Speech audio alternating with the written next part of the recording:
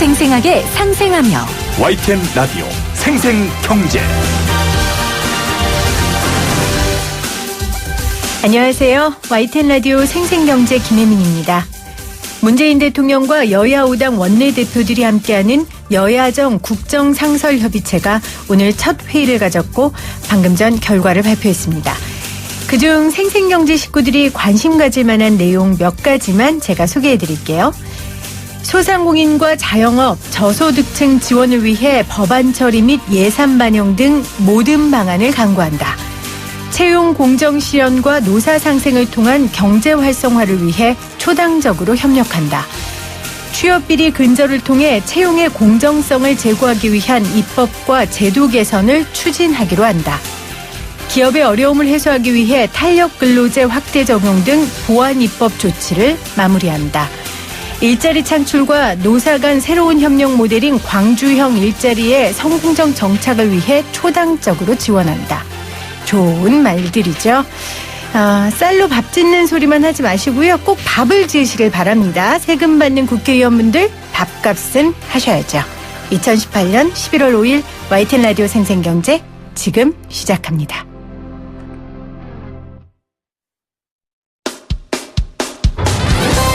쉽다, 재미있다, 어라?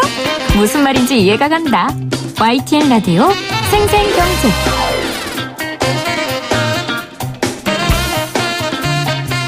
오늘 가장 뜨거운 경제 뉴스를 제일 생생하게 전해드리는 시간입니다. 아침부터 지금까지 쭉 검색어 1위인 유한양행. 이 유한양행이요, 신약 후보 물질의 기술 이전 계약 소식으로 종일 상한가였습니다. 지금도 그렇고요. 주식 이야기를 하려고 하는 건 아니고요. 이 회사 주식 있지 않고서야 뭐 그렇게 한 회사 주식 오르는 게 관심이 가겠습니까? 유한양행의 이 소식의 댓글을 제가 좀 살펴보니까요.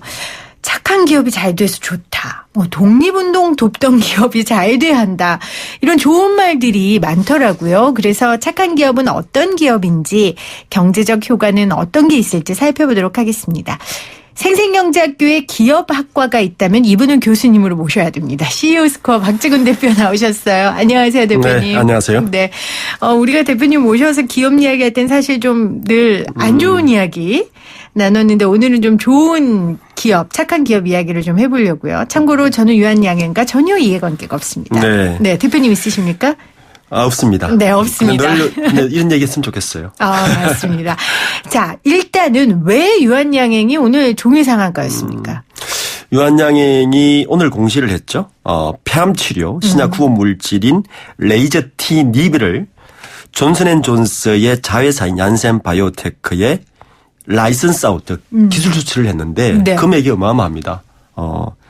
12억 5,500만 달러, 1조 4천억인데 네. 참고로 작년 유한양행 1년 매출이 1조 4,623억이었습니다.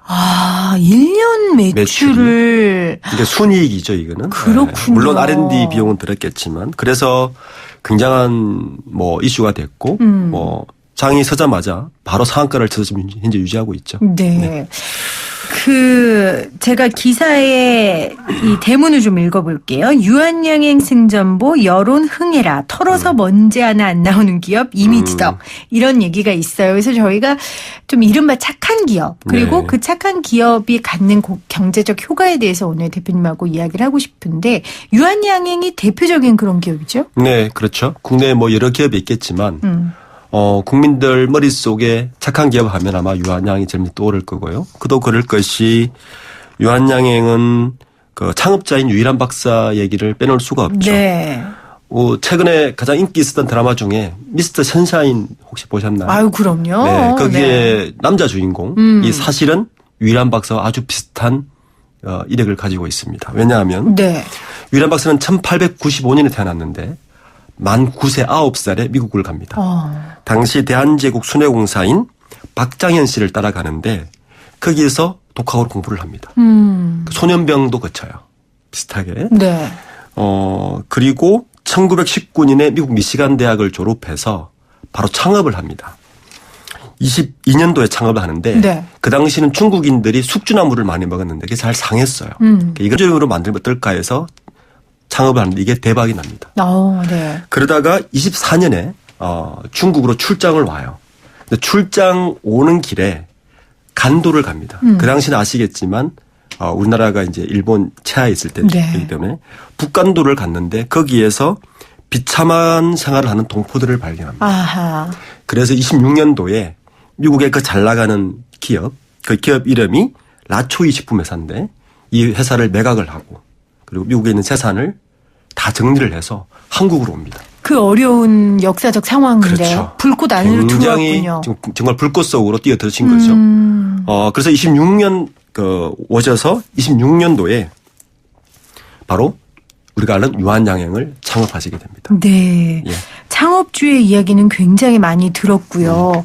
그러면서 이제 이승만 박정희 정권 시절에 정치자금 제공을 또 거부해서 세무조사를 받았다면서요? 네, 맞습니다. 그래서 그 당시 굉장히 오랫동안 정치자금 때문에 세무조사를 했는데 네. 정말 털어서 먼지 안 나는 기업이 생겼습니다. 유한양행이죠. 네. 그리고 그 뒤로도 아마 유한양행은 여러 그 기업의 모범 사례로 아마 계속해서 우리가 소위 하는 착한 기업의 명성을 이어가고 있습니다. 그러게요. 그 중에 하나가 저는 그 1939년에 시행된 한국 최초의 종업원 지주제 네. 이게 와닿던데 좀 설명을 해 주세요. 이게 어떤 겁니까? 당시만 해도 기업이라 하면 그냥 개인 사기업이었죠. 근데 이거를 처음으로 그 36년도에 주식회사로 발족을 합니다. 그리고 그 주식의 일부를 종업원들에게 액면가 10% 금액으로 나눠줘 버립니다. 이 당시에. 이 당시에. 네. 굉장히 파격적인 혁신이었죠. 그래서 유한양행이 그 당시에 혁신적인 기업 지배 구조를 이미 했고 또 두 번째 혁신적인 성과는 전문 경영인을 도입하는데 1969년도가 이미 유한양이 사주임이 되는데 그 정기 총회 때 11대 사장직을 스스로 내놓고 그 당시에 대통령으로 받은 산업훈장을 차기 회장인 조군선 사장에게 목에 걸어주면서 사장직에서 물러납니다. 전문 경영인이죠. 그렇습니다. 그분도. 그래서 우리 소위 말하는 소유와 경영을 분리하기 시작합니다. 마지막으로 이분이 이제 이 기업의 마지막 혁신은 뭐냐 하면 이분 71년도에 돌아가시는데 이 유언이 아주 또 혁신적입니다. 네. 유언이 뭐 몇 가지 주면 이렇습니다. 손녀에게는 졸업식까지 학자금을 10,000불만 준다. 그리고 아들에게는 대학까지 졸업시켰으니 앞으로는 자립하여 살아가거라라는 유언이었습니다. 그래서 유한양행이 지금까지 아마 이렇게 오래 기업을 지속하는 것 같습니다. 그러게요. 그러니까 종업원 지주제 또 전문 경영인 제도 그리고 사후에 유언 남기신 유언이 굉장히 유한양행에 좋은 아주 토양이 된 거죠. 최근에 근데 제가 이제 댓글들을 살펴보니까 아마 아까 드라마 이야기도 하셨는데 그 드라마 때문에도 있을 것 같아요. 독립운동. 네. 이것과 관련이 밀접하게 있다는 점에서 굉장히 유한양행의 이런 잘 되는 행보를 응원하는 것 같더라고요. 맞습니다. 그 부분도 좀 소개해 주세요. 그 창업자 유일한 박사의 이력에서 독립운동 이력을 빼놓을 수가 없죠. 왜냐하면 소년병 학교에서부터 군사훈련을 받았고 네. 10대부터 1945년 해방 직전까지 그 당시 국내 첩보활동을 위한 침투 계획인 NAPKO라고 납코라고 해서 네. 이 작전에 실제 참여를 합니다. 그래서 실제로 유일한 박사가 1995년도에 건국훈장 독립장을 받았고요. 네. 그 다음에 96년도 6월에 독립운동 그달의 독립운동가로 선정까지 되셨죠. 그러니까 그 당시 한국에 들어와서 기업도 했지만 네. 많은 독립운동을 지원했던 분이다. 네, 그렇게 볼 수 있습니다. 지금 4066님이 언제적 이야기입니까? 호랑이 담배 피던 시절 이야기는 하지 않으시면 어떨까 하셨는데 맞아요. 오래된 이야기지만 이런 이야기들이 토양인 데서 지금의 유한양행이 있고 또 중요한 건 우리나라의 많은 대기업들이 이런 행보를 보이지 않았어요. 맞습니다. 그렇기 때문에 우리도 좀 다양한 이야기, 좀 업데이트된 이야기, 다양한 기업 얘기를 하고 싶은데 지금 유한양행 이야기밖에 주로 할 수밖에 없는 이게 대한민국 기업의 현실이라는 거 그걸 우리 청취자분이 알아주셨으면 네. 좋겠어요. 어떻게 생각하세요? 맞습니다. 착잡한 현실이죠. 지금은 사실 그 정도까지가 아니고 상속세를 제대로 내기만 해도 착한 기업 소리를 듣고 있으니 그러게요. 우리나라의 기업의 수준 국민 보는 수준이 너무 낮아졌다는 이야기죠. 참 안타까운 부분입니다. 그래요. 그리고 이런 이야기가 사실은 뭐 옛날 이야기 같지만 요즘 친구들도 이 이야기에 굉장히 감동하고 실제 2016년까지 유한양행이 전국 대학생들의 취업 선호도 1위 기업이었어요. 그러니까 네. 지금 청년들도 이런 걸 보나 봐요. 이런 역사적인 사례들, 선례들. 그럼요. 당연히 기업. 볼 것 같습니다. 뭐 우리나라 청년들 당연히 이런 그 취업 선호도에서 이런 기준들을 자기들의 기준에 맞추고 있고요. 네. 특히 외국의 경우를 보면, 선진국의 경우를 보면 가장 선호하는 기업은 내가 세상에 변화를 줄 수 있는 일을 동참할 수 있는 기업에 당연히 들어가고 싶다. 사실은 선진국에서 늘 기업 선호도 1위예요. 네. 그런 면에서 착한 기업의 효과는 이런 부분에서 우수한 인재를 뽑는 데서 굉장히 역할을 할 수 있다라는 반증을 보여주는 거죠. 유산이네요, 유산. 그렇습니다. 설립자가 정말 후손들한테 해줄 수 있는 유산. 네. 많은 금액보다는 착한 기업의 이미지를 남겨줄 수 있는 게 아주 큰 유산이네요. 네. 유한영, 네. 이런 착한 기업의 이미지는 당장의 어떤 기업의 이익 가치보다는 방금 말씀하신 것 같이 후대에 있어서 그리고 네. 그 기업이 얼마나 성장할 수 있는 잠재력을 부어주는다는 면에서 굉장히 큰 역할을 하죠. 그 기업의 가치적인 면에서도 네. 역할을 하기 때문에 많은 기업들이 이런 부분들을 많이 고민했으면 좋겠습니다. 유한양행 말고도 사실 설립자나 총수의 미덕으로 인정받는 기업이 최근에 이제 있었어요. 그게 최근 잡고한 구본무 회장. 우리가 구본무 회장 돌아가셨을 때도 대표님하고 말씀을 나눴어요. 네, 그렇죠. 그렇죠? 그 이야기도 좀 해주시겠어요? LG의 정도경영? 물론 이제 구본무 회장은 정도경영 이런 부분에서도 굉장히 이제 다른 그 비슷한 대기업 그룹에서 모범적인 사례로 꼽히고 있죠. 네. 그리고 소위 말하는 재벌의 갑질 논란에서도 사실은 자유로운 그룹이고 가장 최근의 이야기는 지난주였죠. 예, 구광모 회장이 이제 상속으로 지분을 다 받으면서 네. 상속세 9천억을 다 내겠다라고 해서 한 번 더 이제 다른 재벌 그룹에서 볼 수 없는 또 하나의 어떤 모범적인 사례로 지금 꼽히고 있는 것 같습니다. 네. 그리고 문재인 정부 들어서 착한 기업 이미지가 더욱 부각된 기업이 있어요. 오뚜기. 그렇습니다. 네. 오뚜기는 세 가지 측면에서 이제 좀 부각이 되는 것 같아요. 네. 첫 번째는 제가 방금 말씀한 대로 정직한 상속. 정직한 상속. 예, 요즘 1,750억 원 정도의 상속세를 다 냈다. 두 번째는 요즘 소위 말하는 비정규직의 새로움이 있는데 이 기업은 정규직이 전체의 99%. 예. 이게 상당한 다른 기업에 비해서 특히 유통을 가지고 있는 기업에서 그렇죠. 굉장히 혁신이었고요. 마지막으로 왼손이 하는 일을 오른손이 모르게 하라. 조용한 기부. 네. 이것이 최근 그 오뚜기를 우리가 갓뚜기라고 이야기하는 세 가지 중요한 이유인 것 같습니다. 시대 정신에 맞네요. 정직한 상속, 99%의 정규직 직원, 네. 그리고 조용한 기부. 네. 반면에 한동안 아주 착한 기업으로 좋은 이미지를 간직했다가 나락으로 떨어진 경우가 있습니다. 네. 담철군 오리온 회장. 맞습니다. 이 기업의 이미지는 결국에는 오너나 CEO의 이미지하고 하면 직결되는 것 같습니다. 2011년도에 165 비자금 사건으로 시작으로 최근 몇 달 전에는 회사 돈으로 200억 개인 별장. 네. 그리고 가장 최근에는 노조 탈퇴를 강요하거나 그 인사 불이익을 줌으로써 영업 사원을 상대로 부당 노동을 했다는 때문에 국정감사에 불리하게 됐죠. 그러니까 총수 한 사람의 이미지로 지금까지 기업이 쌓아놓은 그 좋은 자산들을 이렇게 네. 잃을 수 있다는 대표적인 사례인 것 같습니다. 지금 대표님 말씀하신 것처럼 아무리 선대에 잘해도 아래 총수들이 이제 잘못하면 후대들이 못하면 이게 아무 소용이 없는데 어떻습니까? 유한양행, LG, 오뚜기 다음 세대에서 잘 유지하고 있나요? 유한양은 지금 그대로 유지를 하고 있고요. 네. 오뚜기는 이제 좀 지켜봐야 되겠죠. LG도 지금 4세까지 완전 그렇죠. 지켜봐야 되는 이제 문제인데 시작이니까요. 중요한 것은 우리가 소위 말하는 최근 올해 들어서 많이 이야기한 재벌의 갑질 문제라든지 이런 걸 보면 중요한 기준은 그 기업이 개인 사유물을 생각하는 것에서부터 문제의 발단이 시작합니다. 기업이 개인 사유물이 아니다. 기업은 네. 주주의 것이고 그 기업을 만든 종업원이 같이 노력했던 결과물에 대해서 얼마나 그 오너들이 인정하느냐가 아마 이런 여러 가지 차이를 나타내고 있는 것 같습니다. 네.